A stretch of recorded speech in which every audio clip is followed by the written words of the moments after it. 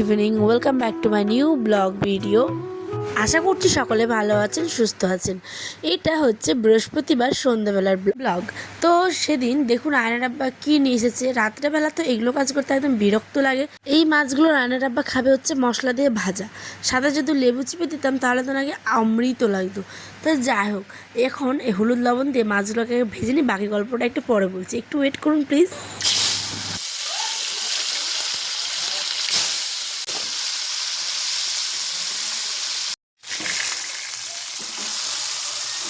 এই মাছগুলোকে আমাদের গ্রামগঞ্জের ভাষায় বলে ডিঘির মাছ, ঠিক আছে, মানে পুকুরের মাছ। তো এইগুলো হচ্ছে রুইয়ের মানে চারা বাচ্চাগুলো, ঠিক আছে। তো সেগুলোকে আয়নার আব্বা নিয়ে এসেছে বেশ করে ভেজে ভেজে খাবে বলে। তো দেখুন আমার অনেকক্ষণ ধরে এগুলো ধুলাম।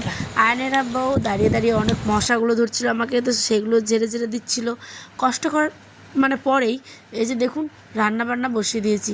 এত কষ্ট হয় এই মাছগুলো ধুতে, বিশেষ করে রাতের দিকে একদম বিরক্তি লাগে সত্যি কথা বলতে। যাদের ঘর বাথরুম পায়খানা, মানে ঘর থেকে বাথরুম পায়খানা বা কলপার একটু দূরে, তাদের ক্ষেত্রে প্রচুর সমস্যা হয়।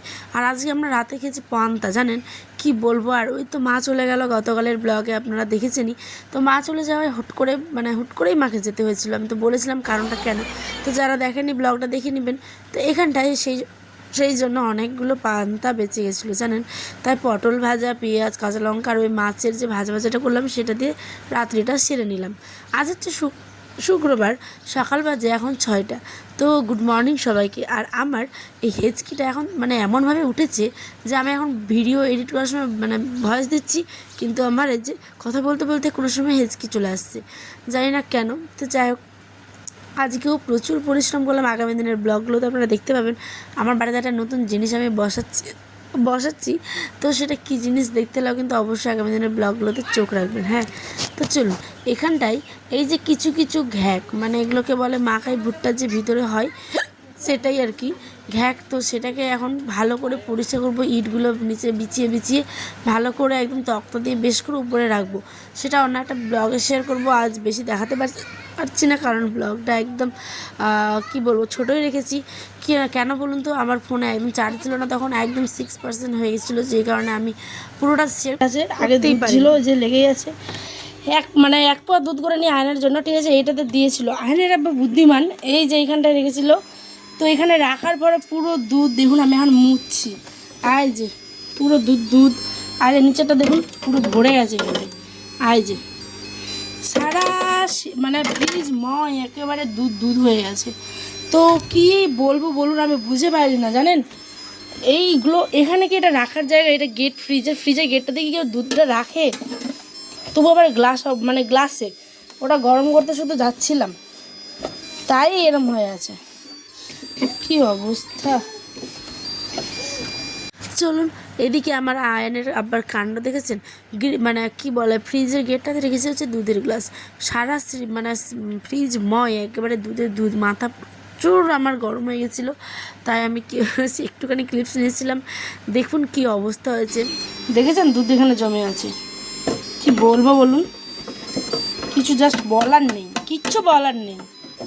ভালো লাগে না আমার এগুলো।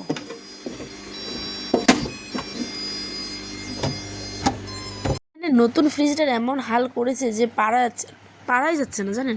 ভালো করে মুছলাম, জল দিয়ে মুছলাম, তারপরে আবার ফিনাইল দিয়ে বেশ করে ভালো করে পুরো ফ্রিজটা মুছেছি। এখন আয়ন শুনে আবার বায়না ধরেছে আইসক্রিম খাবে বলে। তো 2টাখানা কিনে দিয়েছি। কিনে দেওয়ার পর 1টাখানা দিলাম তাকে খেতে, 1টাখানা রেখে দিলাম। এই যে মা এনেছিল হচ্ছে বাদামি, বেচারা খাওয়াতেই পারলাম না মাকে, যেহেতু তাড়াহুড়ো করে চলে গেল। তো সেই কারণে এই যে বাদামি, এগুলোকে আমাদের মানে শ্বশুরবাড়ির ভাষায় বলে বাদামি, আর এইটার নাম হচ্ছে কিন্তু বাতাবি লেবু। তো আপনারা কে কে বাদামি খেয়েছেন অবশ্যই আমাকে কিন্তু কমেন্টে জানাবেন।